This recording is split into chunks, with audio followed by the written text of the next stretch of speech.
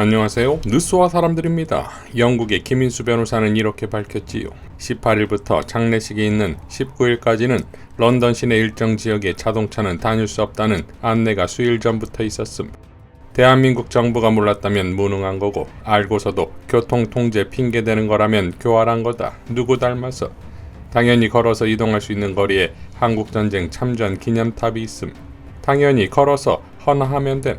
걸을 준비도 안 하고 왔다면 무능한 거다.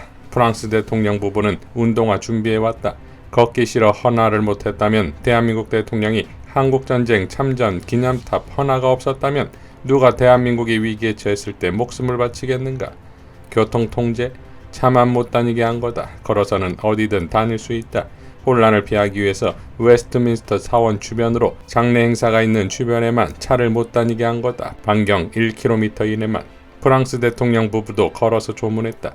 일반 조문을 해도 대한민국 대통령이면 13시간씩 기다리지 않아도 들어가서 조문할 수 있었다. 몰랐다면 무능한 거고 알았다면 의도적으로 조문을 안 한 거다. 천공의 명령이 있었나 보다. 대한민국 대통령이 여왕의 조문은 안 했다 하더라도 한국전쟁 참전 기념탑에는 헌화했어야 했다. 라고 밝혔습니다. 자, 영국에서의 외교 참사에 대해 영국 왕실의 의전 홀대라는 주장이 나오자 대통령실은 다음과 같이 해명합니다. 당초 찰스 3세 국왕이 주최하는 환영 행사에 참석하는 것조차 어려운 상황이었는데 영국 왕실이 배려를 해줘서 참석이 가능했다. 자, 해명이 더 큰 논란을 키우지요. 여왕이 조문도 안 가. 찰스 3세의 리셉션도 참석하지 못하는 거라면 영국에는 도대체 왜 갑니까? 이것이 지금 대한민국 대통령실의 외교 수준이다 이겁니다. 전용기를 타고서 이동 비용과 숙박, 경호, 인력, 그리고 영국에서의 주재 인력 등 모두가 동원되어 행사에 참석하는 것은 그 이상의 외교적 성과 때문이라는 건 상식 아니겠습니까? 그런데 이러한 상식이 경정권에서는 통하지 않는다 이겁니다. 자, 그러니까 결국 걸어서 가지 못해 조문을 못했다는 것이 기막힌 상황인 것인데 바로 다음 일정이 뉴욕의 유엔 총회지요.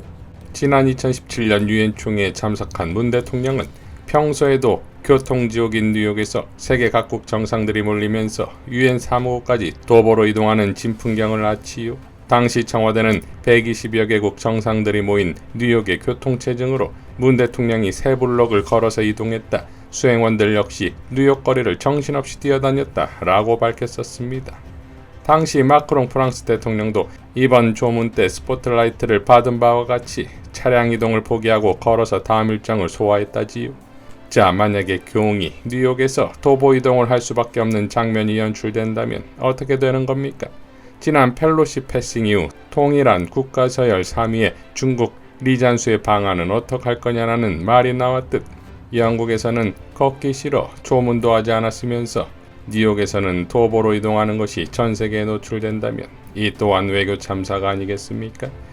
혹은 늘 anything but 문재인이니 이미 문 대통령이 도보 이동을 했었으니 나는 결코 안 한다, 못하겠다, 유엔 연설 취소해라, 대신 유엔 방명록은 작성하겠다, 뭐 이런 겁니까? 한일 정상회담도 가관이지요.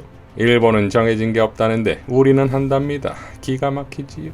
김종대 전 의원은 이렇게 밝혔습니다. 이건 도대체 뭐냐? 누가 설명 좀 해줘. 요즘 대통령실이 무엇에 홀린 듯이 현실과 동떨어진 발언을 남발하고 있다. 아무리 그들의 무능력을 고려한다 해도 이해가 불가능하다. 지난 15일에 용산 대통령실 고위 관계자는 유엔 총회에서 한미, 한일 정상회담 개최가 합의되었다고 밝히며 서로 만나는 것이 좋겠다고 흔쾌히 합의됐다라고 덧붙였다. 그런데 하루 만인 16일에 일본 외무성이 사실과 다르다며 신뢰관계에 관련된 것으로 사실에 근거하지 않은 발표는 삼가하길 바란다고 한국 정부에 항의했다. 이를 보도하는 일본 언론은 기시다 후미오 총리는 재반 사정이 허락하면 유엔 총회에 출석하는 방향으로 조율하고 있다며 총리 뉴욕 방문의 구체적인 일정은 현 시점에서 전혀 결정되지 않았다고 했다. 이건 뭐냐? 정상회담은커녕 일본 총리의 뉴욕 방문 자체가 불확실하다는 것. 지난 주말은 태풍 남마돌이 발생하여 일본 열도 전체가 특급 경보가 발령되려던 시점이다. 만일 피해가 극심하면 총리의 뉴욕 자체가 무산될 시점이었다. 유엔 총회보다 태풍 대비가 급한 일본은 여건이 될 경우에만 총리가 뉴욕에 갈 수 있다는 입장이었는데 용산의 대통령실은 먼 정상회담이 흔쾌히 합의되었다고 자다가 봉창 뜯는 소리를 하느냐는 말이다. 일본에 태풍이 불면 비행기도 못 떠 설령 여건이 된다 하더라도 한국 대통령과 만나는 건 여전히 부담된다는데 뭘 믿고 한일 정상회담을 발표했을까? 처음이 아니다. 지난 6월 28일부터 개최된 나토 정상회담 참석에 앞서 대통령실은 한일 정상회담이 성사될 것이라고 발표하자 일본이 언론이 그런 사실은 없다며 정정 발표하지 않았는가. 그러니까 대통령실과 외교부가 또 변명을 했다. 일본이 7월에 참의원 선거 때문에 한국과 정상회담이 부담스러운 것이라며 참의원 선거 이후 정상외교가 복원될 것이라고 했다. 아예 꿈속에서 노는 건 그 당시와 지금이 다르지 않다. 이런 걸 일컬어 스토킹이라고 하는 것이다. 상대방이 관심 없다는데 한 번도 아니고 반복해서 매달리는 것, 절대 포기하지 않는다며 일방적으로 밀어붙이는 것. 이게 스토킹 외교가 아니면 뭐냐. 이건 처음부터 공부가 잘못된 거다. 윤석열 대통령이 지난 14일에 뉴욕타임즈와 인터뷰에서 말한 다음 대목을 보자. 참고로 이 인터뷰는 시점상 윤 대통령이 뉴욕에서 한일 정상회담을 할 것이라고 믿고 한 인터뷰로 보여진다. 한미일 안보협력이라는 것은 북핵 위협에 대응하는 것이지 중국이나 다른 나라를 대상으로 한 게 아니다. 말인즉슨 맞다. 우리는 이렇게 주장해야 한다. 그런데 지금까지 윤 대통령은 자유와 보편적 가치를 말하지 않았느냐. 그 상대가 중국 아니었냐고? 신냉전의 프레임을 수용한 것 아니었냐고? 중국 전인대 상무위원장이 한국에 온다고 또 이렇게 갑자기 꼬리를 내리면 일본이 한국을 우습게 보지 않겠나? 참고로 일본은 2018년부터 방위백서의 주된 위협을 북한이 아닌 중국이라고 표방했다. 일본은 북한을 상대로 한 작은 규모의 안보협력이 아니라 중국을 상대로 한 큰 규모의 안보협력, 즉 전략적인 영역에서 외교의 중심을 설정하고 있다. 이걸 인도태평양이라는 지역 차원의 협력이라고 하는 거다. 그런데 윤 대통령은 한미 정상회담에서 미국의 인도태평양 전략을 찬양하고 대만 해협의 평화를 말하다가 갑자기 중국 눈치를 보는가 하면 이제는 이도저도 아닌 인터뷰를 하는 거다.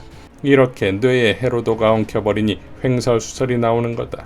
또 이런 말도 나온다. 일본과의 관계를 풀기 위해 위안부 문제와 강제징용 문제 등을 한일 안보협력, 경제무역 문제 등의 현안과 함께 전부 하나의 테이블 위에 올려놓고 그랜드 바겐, 일괄 타결을 하고 싶다. 일본은 안 한다 이 양반아. 한국이 먼저 과거사에 대한 해법을 가져오면 그때 생각해보겠다는 입장이다. 제발 있는 그대로 현실을 좀 보자 라고 일갈했습니다. 자, 김민훈 교수는 다음과 같이 논평했지요. 국경 망가뜨리고 다니는 윤석열과 그의 배우자 김건희. 이렇게 되면 국경만이 아니라 실질적인 국익도 훼손된다. 대한민국 대통령 윤석열과 그의 부인 김건희는 영국 엘리자베스 여왕에 대한 조문 외교의 품격을 모두 망쳐버리고 국가의 위신을 땅에 떨어뜨렸습니다. 조문하러 갔다가 할 수 없는 처지에 몰리고는 이런저런 구실을 내세워 치소한 것처럼 말했고 의장과 관련해서도 문전박대라고 할 만한 대접을 받았습니다. 타 정상들과 마찬가지로 전용 차량 이용이 불가능해 버스를 타고 현장에 도착했는데 알고 보니 다른 정상들은 자신의 전용 차량을 이용하고 정중한 영접을 받은 것입니다. 전혀 준비가 없는 채로 조문 외교를 하겠다고 덤벙대다가 이런 수모를 자초한 것입니다. 이 같은 대한민국의 국가 수반을 보면서 세계는 매우 한심하게 여겼을 것이며 그런 이미지 추락으로 대한민국 외교는 큰 타격을 입게 되었습니다. 조문 외교는 조문 정치라는 말처럼 조문 자체를 넘어서는 관계가 만들어지는 매우 중요한 현장입니다.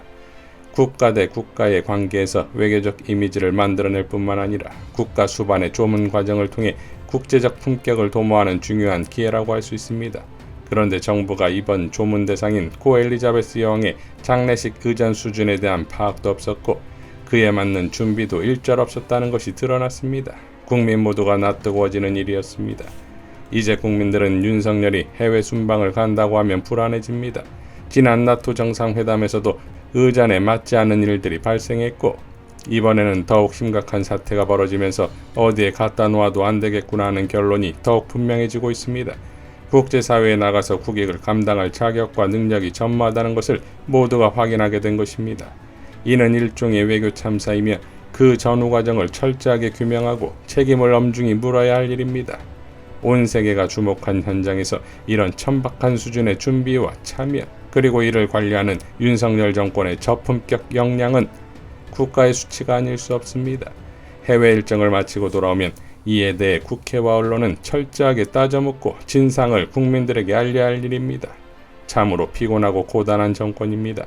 이들이 권력을 잡고 벌인 일들은 거의 모두 국가의 자산을 좀먹고 국민들의 고통을 외면하고 자신들의 배만 배불리는 정책을 추구하고 내부의 권력 투쟁에 열리를 제치고 몰두해온 것들 뿐입니다. 이제 국제사회에서조차 모멸을 당하게 하는 정부에 대해 국민적 결단이 보다 빨라져야겠습니다. 아무리 보아도 개선의 의미가 없고 더 무너져 내리고 있는 윤석열 정권의 역량은 곧 국민들의 고통이 가중되는 것을 의미합니다. 견뎌주는데도 한계가 있습니다. 국민의 혈세를 이렇게 마구 쓰고 돌아다니면서 하는 일들이 죄다 이 모양이라면 뭘 더 봐줄 수 있겠습니까? 라고 밝혔습니다. 자, 해외 순방 떠난 경부부의 장면을 볼 때마다 나오는 한탄, 내 세금. 대통령 놀이에 국민들 세금이, 그리고 그 놀이에 폭망해가는 대한민국을 다시 재건하기 위한 미래의 비용 역시 국민들 세금 아니겠습니까? 빠르면 빠를수록 국익입니다. 이상 뉴스와 사람들이었습니다. 시청해주셔서 감사드립니다.